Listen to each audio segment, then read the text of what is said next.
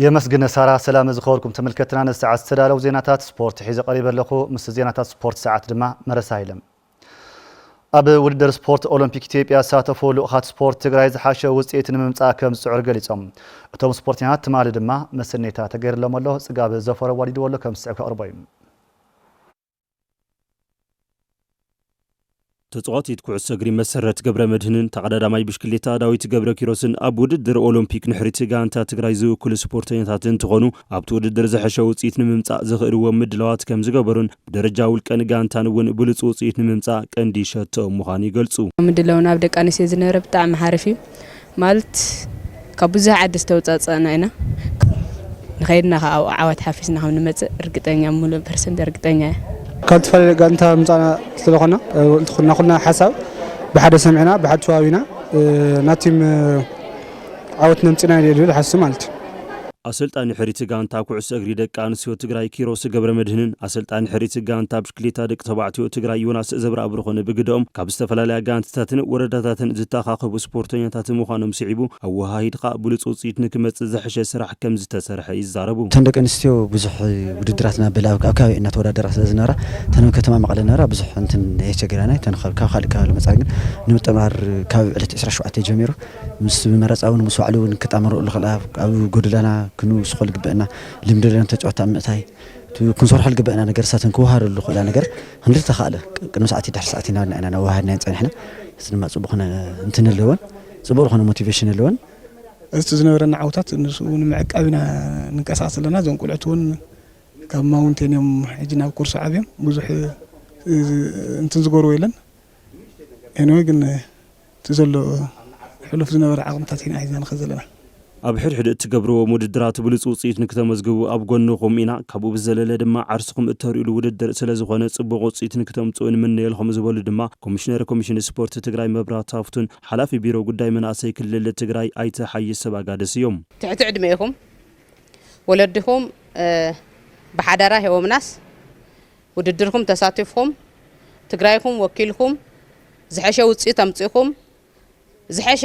ተወዳደርቲ ኮይንኩም ዝሐሸ ውጽኢት ተመዝግብኩም ድማ ናብ ዝሐሸ ደረጃ ተሰጋገርሉ ዕድል ብዕድመኩም ዝምልከተኩም ተሰርሕሉ ግዜ ስለ ዝኾነ ንሕና ከም ኮሚሽን ስፖርት ኣድላይ ዝበሃል ድጋፋት ኣብ ጎንኩም ኮይንና ሰናይ ዕድል ሰናይ ውድድር ክኾነልኩም ይምነ ሃዚ ኸድኩምላ ዕላማ ንምስኻዕ بوجودلكم تطرنفكم كافت وجودله وكافت تطرناف خيوصاكم مخاد كدليكم يو حزب تግራይ ካባኹም ዓወት ይጽበዘል ባኹም ከዓ ቅድሚ ህዚ ካብ ጅማ ዝተምሃርናዮ ብዙሕ ድጋፍ ዘይተገበረሎም ከይዶም ግን ብዙሕ ዓወት ሓፊሶም መጽዮም እዮም ንስኹም ተኻለ መጠን ናይ ጉጅለ ናይ ቲም ወርክ ስራሕቲ በደንብ ኣበልጽኩም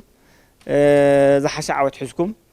ንሕና እውን ተሓጉስና ንስኹም ተሓጉስኩም كم نراقب تصفي جبر تودر كاب تكمت 15 كساب 23 أبي كتما أديس أبابا زكايد كوينو حريت جانتا تجرايد مع بعشرة عينات سبورت كتسات فيها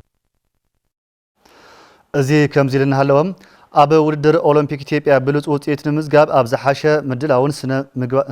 البنان كم زركبو أولاد سيركس نورزرن تجراي جليسهم يوهانس شبر كم سعك 40 بنورزرن ستار هوتيل تحجز بروجكت سيركسن جيمناستيكسن نورزرن تግራይ ኣብ ብዙሓት ስፖርታዊ ውድድራት እናተሳተፈት ከም ዝመጸት ዝፍለጥ ኮይኑ ኣብዛ ዓመት ኣብ ኢትዮጵያ ዝካየድ ውድድር ኦሎምፒክስ ሰገናት ትሕቲ 17 ዓመት ምድላዋት ከም ዘጻፈፈት ኣብ ውሽጣ ተሓቂፎም ዝስልጡን ኣባላት ገሊጾም ኣነ ብውልቀይ መዳልያ ከምጽየ ለብለኹ እዚ ግን ብደረጻ ነሸንፎም ኢና ኣጻል ተስፋይ ወርቅ ከምጽየ ወርቅ ሜዳልያ ምጽየ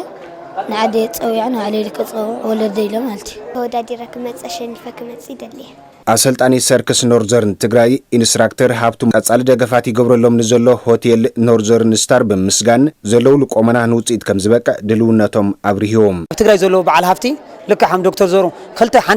ሓንቲ ክለብ ተትንሕስ ትግራይ ኣብ ዝለዓለ ብርክ ክትበጽሕ ያሞ ብዛጋጣሚ ዶክተር ዞሮ እውን ኣብዚ ደረጃ ክበጽሕ ዝገበርኒ ብዛጋጣሚ ዶክተር ዞሮ ገብርኤል ባኖስ ከመስግን ይፈቱ ዓወት ሒዝና መጽና ድማ ድጋሜ ኣብዚኣ ምስ ኣኻትም ከም ንራኸብ ክገልጽ ይፈቱ ንዚርጂ ቢዝነስ ግሩፕ ወኪሉ ርእቶ ዝሃበ አብርሃም ኖርዘርን ስታር ሆቴል ኣብ ስፖርት ዘለዎ ሓገዛት ቀጻሊ ምዃኑ ገሊጾም ኩሉ ደሊ ስፖርት ሰርከስ ኖርዘርን ስታር ትግራይ ብቻ ከይኾነ ለኩሉ ኖርዘርን ስታር ሆቴል ዘድጂ ቢዝነስ ግሩፕ ብዝኸኣሎ ያው ክንሕግዝና ኣድላይ ነበረ ነገር ክሕግዝ እዩ ኣብቲ መድረኽ ተረኽቡ ሓላፊ ቢሮ ጉዳይ መናእሰይ ሓይስ ስባጋድስን ኮሚሽነር ስፖርት መብራት ሃብቱን ኣብ ቃሎም ምስ ዓቕሚ መንግስቲ ብተወሳኺ ግደ ትካላትን ሰማልን ኣብ ስፖርታዊ ጎስጓስ ብምእዙን ቅጥዒ ክለምዕ ከም ዘለዎ ኣገንዚቦም ኣብ መንእሰይ